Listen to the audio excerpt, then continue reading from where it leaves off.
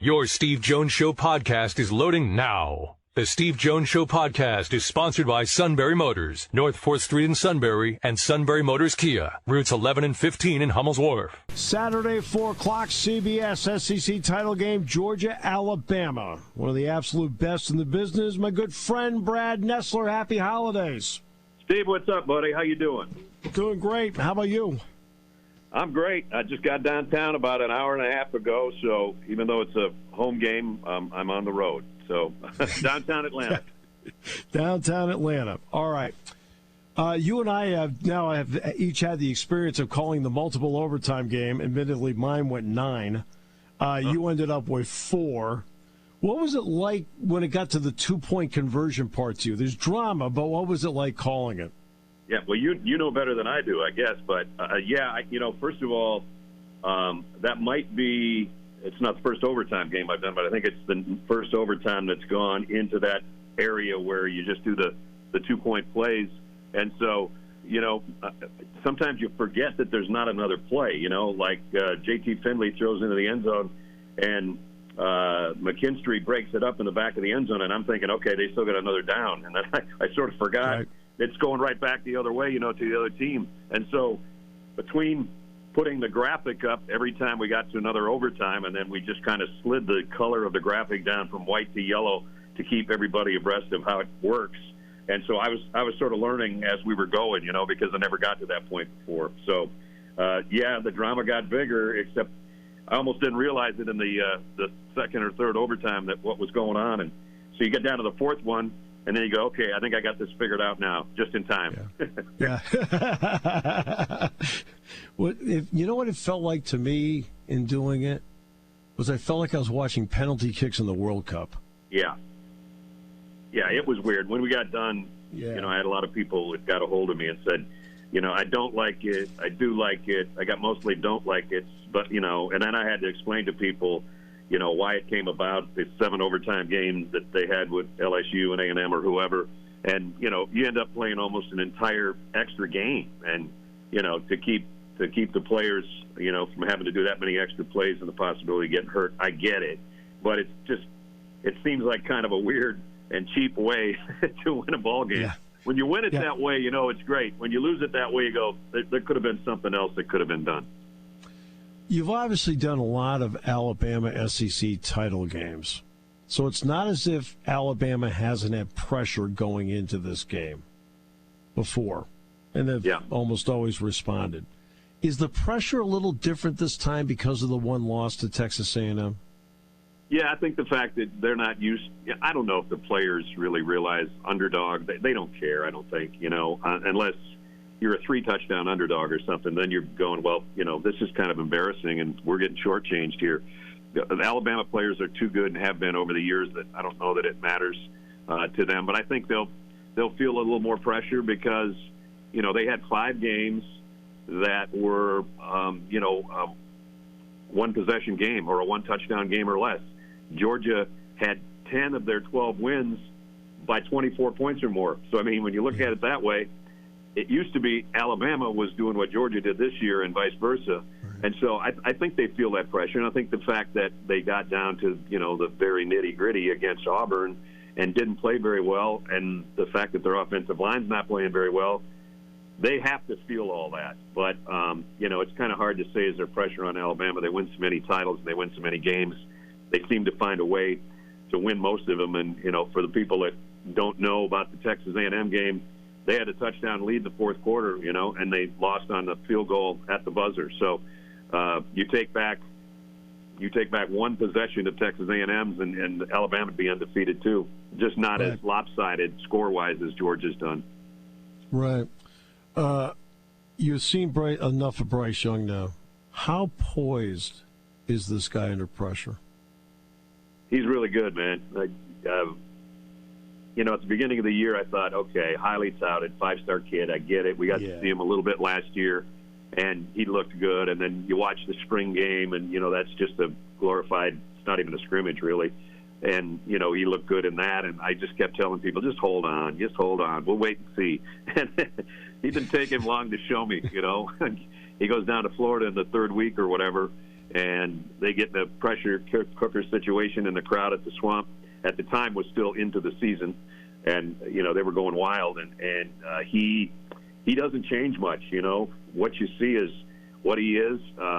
Really pleasant kid to be around, and having interviewed and sat down with him, he's California cool, man, and it's just ingrained in him. And I can see why, because he's got all the tools, and he wants to be. He patterns his game after Aaron Rodgers. I don't know if that's good or bad, but I guess from the football standpoint it is. But, every coordinator we've talked to from the midway point of the season on has said Patrick Mahomes. So when you get compared like that and you're only a 20-year-old kid, you're a pretty cool customer, and he really is. He doesn't seem to get rattled.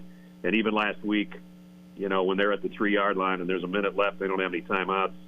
And I think I said something to the effect of, you want a Heisman moment, here you got it, kid. And it didn't take him long. He still had 24 seconds to spare at the end when he got the touchdown.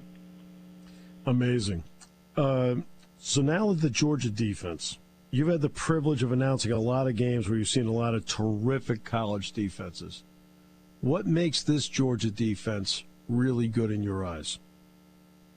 I think the fact that they don't have, like, a Will Anderson guy like Alabama has. They don't have, like, one superstar guy, but they play together so well, Steve. They just one guy makes a play, and then the other guy right next to him wants to make a play, and then they realize that if they just keep swarming to the ball, the plays will come.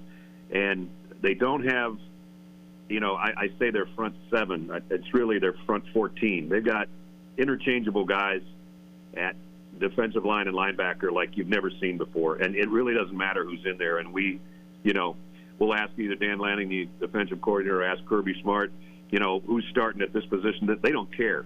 And, half the time they won't tell us. And so we kind of quit worrying about it. We put up this, here's a bunch of guys you're going to see for Georgia's defense. We started doing our lineups that way this year because there's so many interchangeable parts on everybody's team now, 4 wide receivers and maybe 3 tight ends and da-da-da-da. So we actually don't do starting lineups anymore, and I'm glad we don't, because in Georgia's defensive case, they've got so many guys that can play, especially the front 7, front 14, whatever you want to call them.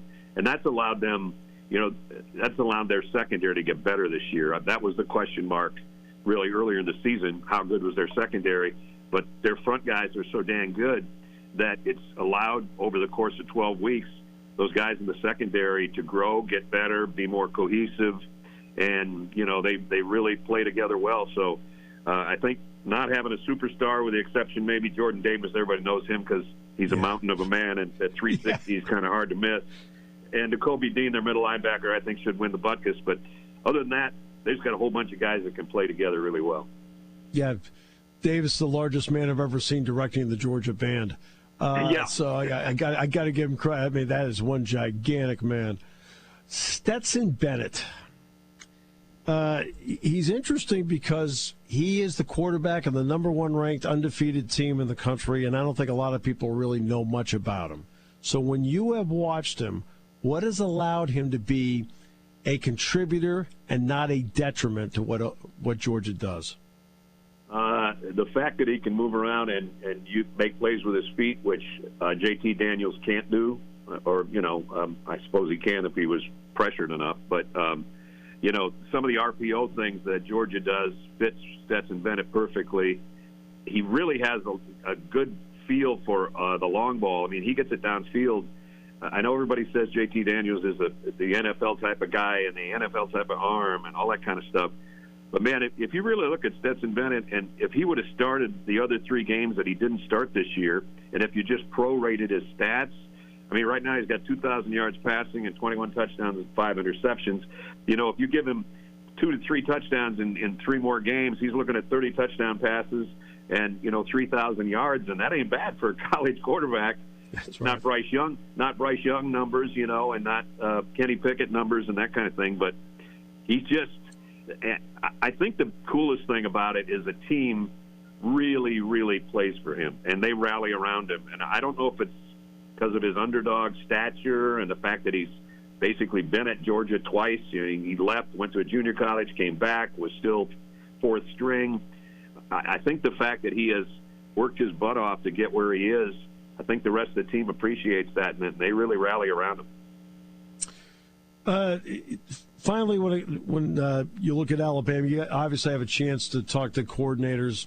What kind of job is Bill O'Brien, former Penn State head coach, the job he's done with that offense? Because obviously Sark went to Texas, and O'Brien's the guy that stepped in. Yeah, he brought some of the stuff from the Texans that I think we see a little bit of Deshaun Watson stuff in Bryce Young, and Bryce has told us that. And he said, when Steve Sarkisian moved on, Bryce Young said, when you come to Alabama, the one thing is that even if a coordinator leaves or maybe your position coach leaves, that Coach Saban is going to bring in a guy that's just as good, if not better, than the guy that he replaced. And so he said, when Coach O'Brien came in, he said, I didn't have any qualms at all. I'm going, hey, dude's coming from the NFL, which is where I'm going eventually. He's going to have new ideas, and Coach is not going to put me in a bad spot. So, I think it's been a little bit of an eye-opener for Bill going back to college. Everybody says, hey, I learned a lot from Coach Saban. Well, I guess it doesn't matter if you're in the NFL and been a head coach or been a head coach at Penn State or wherever. You still learn stuff, and I think, anybody in any form of business, I think you can always get smarter or better, and I think it's been good for him to come back to the college game. I don't know what the future holds for him if he stays there or if he gets, one of the gigs that's open right now, but he's a hell of a coach, and he's doing a really good job with their offense. Well, if it turns out that you cross paths with him to get ready for this, please give him my best. He's one of the great guys I've ever dealt with here. So I will see him tomorrow, and I'll give him your best, buddy.